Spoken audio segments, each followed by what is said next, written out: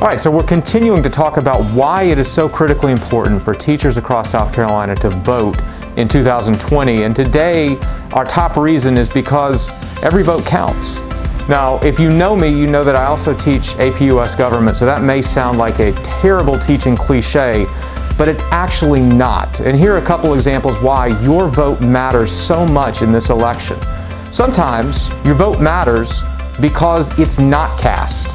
And that may sound weird, but here's a couple examples from our state in recent years. In 2016, President Trump won the state of South Carolina by 300,000 votes. But there were 1.1 million registered voters in South Carolina who did not participate in that election. In Senate District 10 in 2016, the difference was only 1,000 votes for the winner, but there were 24,000 registered voters who sat home. In 2018, Governor McMaster won our state by 137,000 votes, but 1.4 million registered voters sat at home. And in the U.S. House District 1 down in Charleston County, the difference between the two candidates was only 3,900 votes, but 392,000 voters didn't show up. So sometimes the outcome of an election is shaped as much by who doesn't vote as by who does. Now, on the flip side, sometimes a single vote actually does matter, and there's a really great example that matters to every educator in South Carolina, and it occurred in 2016 in the halls of the U.S. Senate.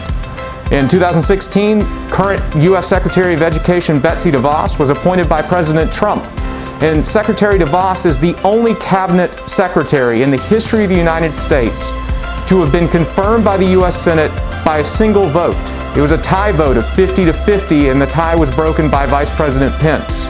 So that means a single U.S. Senator deciding to vote differently could have changed who had been in charge of the U.S. Department of Education for the last 4 years. And it's important for South Carolina educators to remember that this year, one of our U.S. Senators is on the ballot. So one of those votes that will vote to confirm the next Secretary of Education, you have the chance to shape the outcome of that election, as well as the presidential election on who will nominate that individual in the first place. So remember that this year when it comes time to vote, and don't let the outcome be decided by your decision to stay at home. Don't let the outcome be shaped by inaction.